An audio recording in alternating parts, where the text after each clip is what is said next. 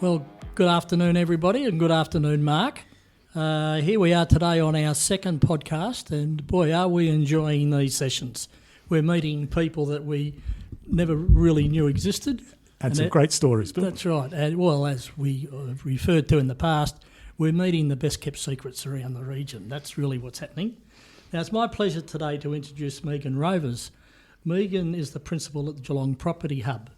And welcome, Megan. Thank you. Thanks for having me. Good. And I first met Megan when I was judging the Geelong Business Awards, and we came to your premises on the second round of judging, and I was very impressed from what I saw, and so was my fellow judge, Tony. So I said to Mark recently, we've got to get back and interview Megan and talk about your business. So you're situated on Torquay Road at Armstrong Creek, and you can't miss it because it's got a great big sign that says Geelong Property Hub on it. So. Yes, we wanted a few extra, but council had other ideas, so this is as big as we could get. I've just put them up and anyway. But yeah, it looks fantastic. So Megan, where did your journey begin? Where did you go to primary school? Yes, I'm originally from Shepparton, so grew up in the Goulburn Valley. My primary school, I lived just out of Shepparton on a dairy farm, so my primary school was Kingupna Primary School. Probably not many people have heard of it. So total of 50 kids in my primary school, and at one stage I think I was the only kid in my year level. So yeah, a very small primary school to start at, and then moved to the Big Smoke in Geelong about 10 years ago. Okay, and your first job? Yeah, my first job was actually at Coles as a checkout person there. So, yeah, it was a really good job. I felt the customer service side of it was really impressive and nice to learn how the big corporations did it when I was only 15. So, It's interesting, isn't it? The number of people that start work in a Coles or a Woolies or a McDonald's and then go on to bigger, but always have that grounding in the customer service stuff, which is really cool. It's very good. Yeah, it's a good place to start work, I think. Good. So now, I guess from there, you went to secondary school, and then I know that you have actually been a deacon, and you've got 2 degrees, one in commerce and one in law. Yes. Is that correct? Yeah, so after completing school in Shepparton, moved to Geelong to do the double degree in law and majored in accounting for the commerce. So it was about 2 years into the 5-year degree that I signed myself up for that I realised neither was probably for me, and then found property after that. And yeah, have found my passion. It was great, law and accounting, nothing against it, but it just wasn't for me. And so realised 2 years in, but still finished the degree, which was a bit of a push to complete it. But glad I got it done. So did you practice law at any stage? No, I actually got admitted to the court last year. That was a bit of a COVID project because once you've done your degree, you've got 5 years to get admitted to the court. So it was just ticking over. So I thought, why not? I've done the degree. I did the extra bit and finished it even though I was working full time. So I got admitted to the court, but not in the immediate plans and probably not in even the long-term plans to ever practice. But it might help you in your business anyway, would it? Just in the thinking and contracts. And not often I have to pull that. I'm actually a qualified lawyer, so you better listen up. No. It does. It really does. It's a really good foundation. And we did so many subjects, so contract law, property law, constitution law, all those types. There were 12 weeks, so it was almost a short course in everything you need to know. And then obviously you would go off and choose one of those if you became a lawyer. So feel pretty lucky to have almost touched every aspect of law in some degree. So have a general understanding of most things, but not an in-depth understanding of much. Very good. Probably being a dairy farmer's daughter, I guess, is a rare thing these days, unfortunately. There's so many walking off the properties. So when you say back in year 11, year 12, did you have any idea what you wanted to do in the future? My high school story is a little bit of a funny one, and my parents will probably laugh at this if they do listen. But I was a little bit naughty when it came to secondary school, and actually in year 10 I got asked to leave and go to TAFE instead of, or go find something else more suited for me. And really, I think year 9 and 10 was pivotal for me. Looking back now, I probably didn't fit into the education system very well. I always probably want to do it my way and not necessarily the way I was meant to do things. So I didn't attend very often, which is obviously a bit of an issue. But then also when I did attend, it was probably, we got to pick our subjects. So I deliberately picked subjects with lots of excursions and out of school activities. So it was pretty evident that I was probably never going to be an office worker from there. But I guess with growing up in Shepparton and living on a dairy farm, I wasn't overly exposed to business or property really. So when I was choosing what to do, I think I had in my top 5 preferences for uni law and accounting. I had osteo, I had teaching. So I really had no idea what I was going to do, and it really depended on the score that I got. But after I got the stern talking to in year 10, it was either, you've got to leave because it's not for you, or you better, get into action. My parents and I kind of sat down and I said, no, I'll give it a go. I will stay. And I just said, it's just a bit boring now. Next year will be better. So completed year 11 and 12 and did quite well in year 12, which opened up pretty much any opportunity I wanted to. So got my first preference in the end, which was law and accounting, and got good. into that. Now, most It's a country great kids story. most country kids are into sport. So were you into what besides hanging around the Mall in the main street of Shepparton? what else were you into? Yeah, so I played netball growing up, so the Congupna Footy Club was a huge part of my life growing up. Every Thursday down there for dinner, every Saturday playing. So played a lot of netball, also played a lot of tennis as well. So was really lucky that my parents invested a lot of time and money into me playing tennis, and that allowed me to travel a little bit as well. So got to do a few tournaments around Victoria, and our school actually had a subject that we could go to New Zealand and play tennis there. So of course I chose that one as an out of school activity. So went there as well, but also dabbled in football as a young female as well. So in year 6, I played for the Congupna Football Club in their under-14s team. Had to get a special clearance because I was the only female in the whole league, and potentially at that stage in Victoria playing in the AFL league there. So again, I'm not sure my parents were that stoked with the decision, but I'd played netball for a pretty long time and thought I'm going to give footy a go. So it's my claim to fame that I actually played with Steele Sidebottom, and he handballed me a really easy shot straight in the forward pocket for my first ever goal of my AFL career, I'll call it, for lack of a better term. As I said before, kids in the country don't realise how well off they are, particularly when you know that kids in the city don't get any of that opportunity at all. So, okay, how'd you get into real estate? Because what you've got here is a business that's actually got a number of arms to it. So you've got two or three brand names, depending on the suburb. You're located in the middle of one of the fastest growing regions in Australia as far as residential housing goes, but you also link into conveyancy, you can link into financial advice, and you can lead into project management. Have I left any out? Build, but that's okay. It's hard to remember them all. Sometimes I forget. So was that the original intention, to have this business that actually has all these arms to it? And I guess there's a supplementary question to that too, is how do you handle compliance with all of that? But was that the original idea, or did it just happen?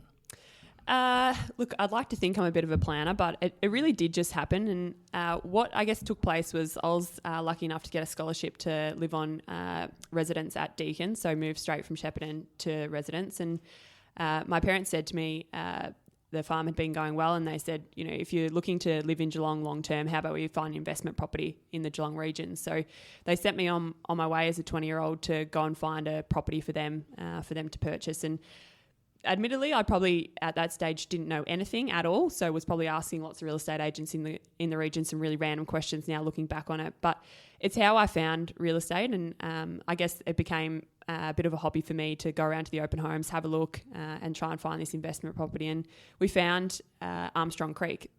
Came out here with a few of my uni friends, had a look around, and then I met Andrew King at the Home Buyer Centre display home, and from there decided that it would be a good option for mum and dad to actually buy an investment property in here. So they were one of the first few people that bought an investment property in Worley. So did the research and then said to Dad, come on down, sign the contracts, bring the money because I don't have it, being a uni student, and let's do this. And the day of signing the contracts, I didn't have a job whilst I was at uni, just studying and partying a little bit.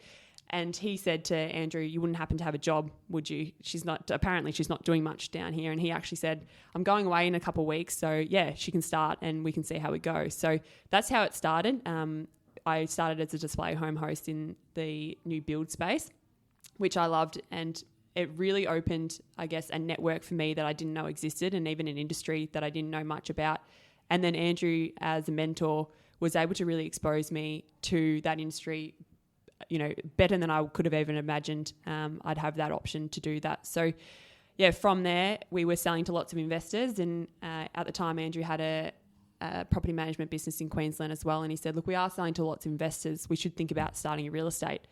And that was the plan. So that's as far as it went. So John Rankin, our business partner, also he's in Queensland. And so we decided just to start from nothing. Literally had no idea how to sign an authority, no idea about any of the process. But I'm a bit of a researcher, so did the research and registered the business name and pretty much made it up as we went. And now we have, Armstrong Real Estate was the first brand that we had, and that was the foundation for everything we've got here. So how many Geelong people Properties. working in the business? Now with the Geelong Property Hub, we have 55 staff, 21 sales agents across the 3 brands. So we've got Armstrong Real Estate being the founding brand, we call it, and it's got majority of the sales agents and 780 properties under management. So building that from zero is a huge achievement for us in the last 10 years to be able to keep and continue to have so many people trust us with that process. And then we have Oslo Property, which is servicing the whole Geelong region, and Lara Real Estate. And then the other brands, conveyancing, build, projects and finance are part of the Geelong Property Hub. And one of the reasons we started the Property Hub was what I found when it came to the real estate transaction, and this was pre-COVID, was there was lots of just things that were in place that didn't really make sense to me as someone who hadn't really been exposed to another real estate agency or how it really worked. And I felt there was a real gap in the market to make it a bit more streamlined and a bit easier for people. So, an example I give is if you need a finance extension on your contract, you have to make about 6 calls to 3 different people to be able to get that through. Whereas internally we have a system that allows us to be a little bit more streamlined and straightforward, so the consumer has a better experience overall. And that's what we're aiming to do. So is there a high use of technology then? A very high use of technology, yeah. And most of the time when it comes to technology, we probably go at 120% and then tone it back, to be honest. Like we roll out something and then we bring it back a little bit. But in here, everything is cloud-based, everything is virtual, everything talks to each other as it's meant to, everything hides what it's meant to from other businesses or other people that are not meant to see it. But yeah, it allows us to, I guess, really analyse and critically make decisions about what's next for us. Cool. So one thing you mentioned, which is near and dear to our hearts, is you mentioned a mentor. Mm-hmm. Still got a mentor? Yeah, absolutely. Andrew's my business partner still in here, and we kind of run everything by each other all the time, whether it's personal or business mentoring. So yeah, and John, who was our business partner with Armstrong Real Estate, is also a really good mentor as well. He's not as exposed to what happens day to day in here anymore. So with COVID and everything that happened there, he's no longer a shareholder, but someone who has really great perspective on different, lots of different, I guess, ideas and ways to think. He says art v science, and I'm very science-based with my thinking, and he's more art with his thinking. So together, if I've got something, he'll always be able to either, whether it's just him listening and me talking most of the time, which usually happens, we get to a really good resolution. And so important having that mentor. Absolutely, yeah. And I think being a younger person in business, whilst I like to think, you can research and know as much as you can, it's really just exposure to experience, what's worked or what hasn't worked for someone else. If I can learn from them, then it just makes my journey so much smoother. So yeah, I sometimes look in the rearview mirror and think how lucky we are to have had such a streamlined and smooth kind of business experience. But I know there's a lot of people out there that know a lot better than me. So I rely on a lot of people for most decisions. So there's 2 of you running the business? Yeah, so Andrew and I run the business. Yep. Yeah, so and who makes the final call, or is it a 50-50? It kind of depends what it's on most of the time. I think we're both, one of our sayings is if we feel like we're in control, we're not going fast enough. So we're both probably egg each other on to just keep doing more and pushing ourselves, and we're both quite competitive with our personalities. But I think Andrew's really good with the employees and making sure that everyone's really happy and enjoying their, and learning. He's got a teaching background, so learning and mentoring the team. Given my accounting experience, I'm probably a little bit more structured, so finance processes, etc. So we kind of let each other play to our strengths and then play bad cop, good cop where we need to. Very good. Very good. Did you start? When did you actually start? What year? 2014. So then you got to 2019 and the beginning of 2020, and the world fell apart. How did the business survive during COVID? And what did you do? Did you retain your staff? And so what did you put in place to keep that network, or the internal network going, and to retain your employees? Yeah. Well, I guess our business is so focused on retention. The real estate industry has such a high turnover of people, and we know that when it comes to the team, it is really important for us to make sure that they're okay first and foremost. So we try to really, I guess, educate them on what was happening. So we would regularly catching up with the team via Zoom, trying to give them as much info as we knew, and then try to, I guess, really hold ourselves in a really measured way so that they felt that they could look up to us or come to us if they needed something. Fortunately, because of how tech-based the business was, we were at home within 2 hours working.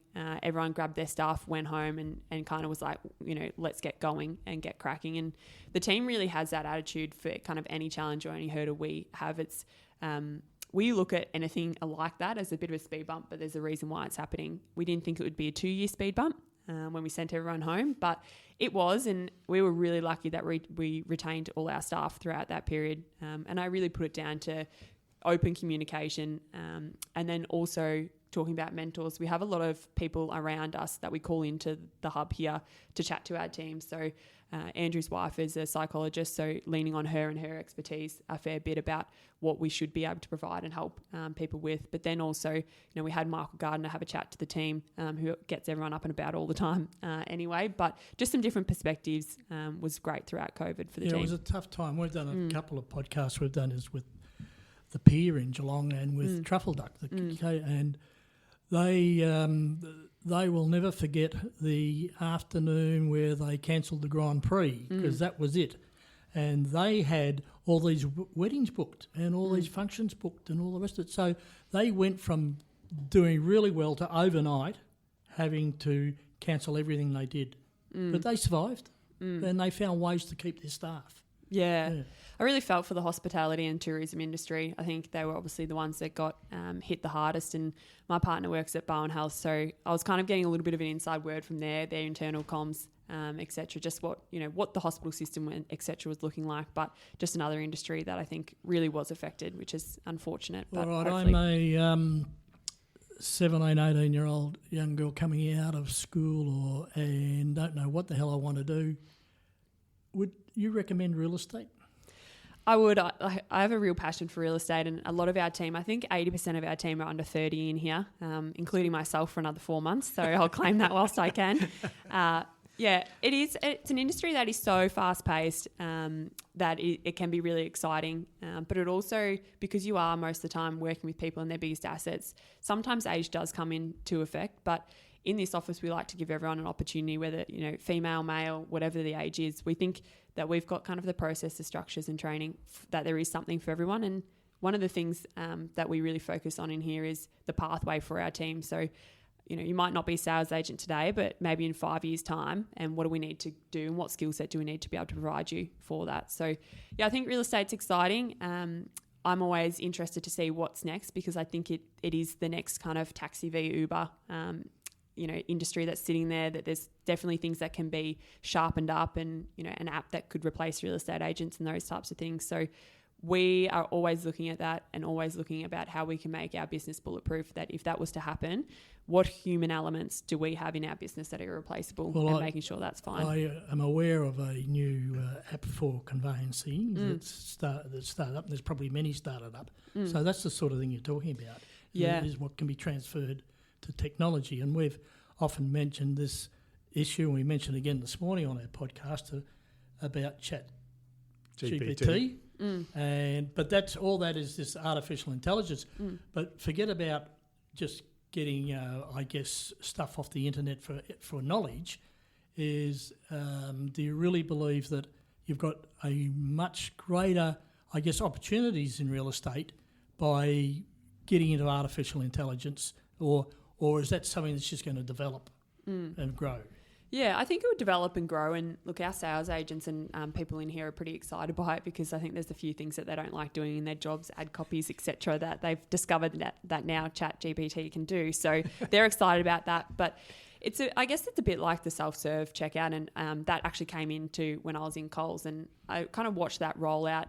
Really, human behaviour is people really sometimes do want to speak with other humans, and I'm selling my own house at the moment. I'm not the sales agent on it, and I wouldn't want to be, because it is so highly emotional, the process. And so I think there's going to be elements that are really exciting that AI can assist with. But I still don't think that the industry will get completely taken over by tech, and the agents will be facilitators in the process, but they may not be as heavy involved into the future. Well, one of my favourite sayings is business is about people doing business with people. And a lot of people who are racing to technology just need to step back sometimes and just remember it's not one takes over the other.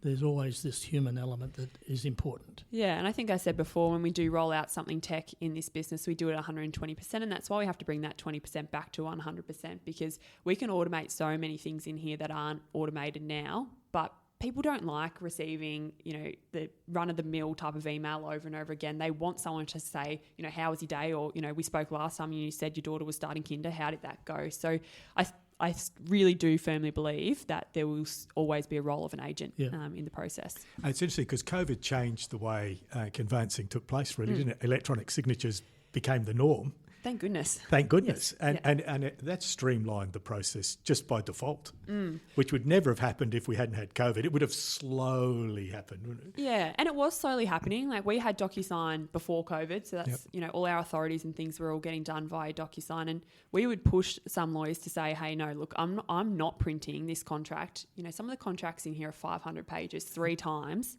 just for 3 signatures, when we could do it once, scan it in, or we could just do it on DocuSign. So I think there's a bit of environment stuff there that we were passionate about prior to COVID, but then especially, with COVID, it just probably hurried the process up. And I think it did a fair bit of that with the real estate industry. It was falling behind a little bit because no one was willing to change old ways, but we wanted to see that happen, so we were happy. So given the technology side, how do you handle cyber risk and those sorts of things? Because there was a rash of false invoices where people were changing the bank details and sending it out. And say, are you all over that? Yeah, it's one thing that we have someone dedicated in our office to work with the team on that. It starts with the induction of the staff and the team, and they're all on laptops. They're all moving around between the 2 site offices that we have. So it really starts with the induction and the education of the team, because most of the time it is user access and problems that can take place. So we're really strict on user access. Is something that cross collaboration. We have a central password management system, so no one actually knows their password to anything. It's just one password and auto fills through that. The office security is obviously pretty tight, given that we've got a fair few assets, etc. In here. But we also have an external IT company that does audits and random phishing emails as practices. Good. So we kind of test the team every now and again that they don't know. So if they're listening, they will know that now we do that. But we do try and hack ourselves to see. But we don't have a server, so we're all cloud-based. So 2-step authenticator on everything, which sometimes can be a bit of a pain, but, we don't want the other option. Because you're dealing in data, lots of data. Lots of data, yeah. I think we hold about 40,000 records of people's details, so I don't want that going anywhere. No, that's good. Megan, Mark and I were talking about property rentals before, having a cup of coffee, and Mark's got a couple of investment properties, and I'm actually a renter here in Geelong. And I've seen the impact of the change of legislation and the need to go and do the electrical surveys and things that have got to be fixed. And it's changed completely, as from what I can see. You've got 700 properties, you said, under management. How do you handle that change of the Victorian legislation that's come in, and landlords must hate it? It's been really tough on our property management team. It's a really tough gig already, our property management, to be a property manager, and then some extra compliance really hurt a lot of the industry. I think the stat was 33% of the industry actually left and went and got another job, just because they already were probably dealing with so much. But the compliance and the legislation, when we talk about doing 120% and then bringing 20% back, they just didn't bring the 20% back, unfortunately. So a lot of it was needed. A lot of it was reform that we would probably advocate for, but there's probably about 20% of the legislation that's just so over the top that I don't think anyone benefits, except for maybe some of the stakeholders that get to do some of the checks. Our rent roll is fortunate. In the 778 properties we've got, majority are brand new properties. But, they've just built their property, and we still have to get a check done to make sure that it's working where it just got signed off. So, yeah, the rental legislation, I think, is something that was needed, because I think people do need basic human right, the access to heaters, etc. No moulded houses, all that stuff, great. Not being able to just be booted out of a rental for sale.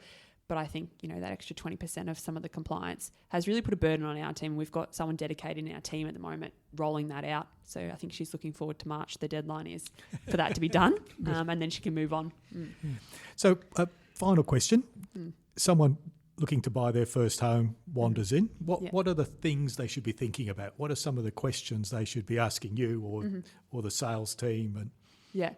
Well, I guess to give our office a bit of perspective and what it looks like here, we've made it deliberately a cafe style. So it's really just coming in to chat. Our team, whilst we call them sales agents or property managers, we're all hub consultants here. So no matter where you're up to with the property journey, we think that if you walk into this office, we're going to be able to help you. So the first thing that we usually turn people to is finance, to have a chat to one of our in-house brokers just to see what the budget looks like, what you can afford, whether it's today or what you might be able to afford in 2 years' time. It's really important for people to have that goal or objective to work towards. So usually it starts with finance, but it can really start anywhere. If they've already got that sorted, we can obviously then help with building house and land packages, buying existing or even finding a rental. So it's probably really the starting point is to come down. We welcome any walk-in at any time. We've got a team here ready to go. So it's being able to come in and just start the conversation. Once you start talking to one of the hub consultants, they'll be able to point you in the right direction. Fantastic. Cool. And Bill hasn't asked his question, but I'll ask it as the last question. If we went out and asked your team out there what sort of leadership style you have, what would they say? It's a good question. Probably firm but fair, I'd hopefully hear them say. Up until probably last year, I was really on the ground, on the tools, selling and being a part of the team in terms of the day-to-day tasks of what was happening. And so I was really leading by example most of the time. So, do as I do, not do as I say. So a change in leadership for me has actually changed in the last 12 months where I'm probably a little bit looking at it more externally now. So, I would say my decisions are firm, but hopefully fair most of the time. Fantastic. So the Geelong Property Hub, what's the address? 478 Torquay Road in Mount Dunedin. And you can't miss the building. It's got a great big sign on it. And you can come in here, basically a one-stop shop, which is why it's a hub, and sort out your property needs. And I can see just in chatting to Megan why it's been successful. Your passion comes through loud and strong. So well done, Megan. Thank you. Yes, thank you, Mark. Megan, congratulations on a great business, and you spoke before about it's your 30th birthday. It is in June, yes. That's right, and it's great to see somebody like you who's been able to build such a successful business, and now you've learnt the most important lesson of all, and that's to step out of the day-to-day operations. Yes. But it's the famous saying that we always learnt on the company directors course, Mark, is what is it? Nose is in, fingers out. Stick your nose in and keep your fingers out. Yep. All right? Yeah, absolutely. Thank you. So thank you for allowing us to come and interview today, and good luck for everything you do in the future. Thank you to you both. Thank you.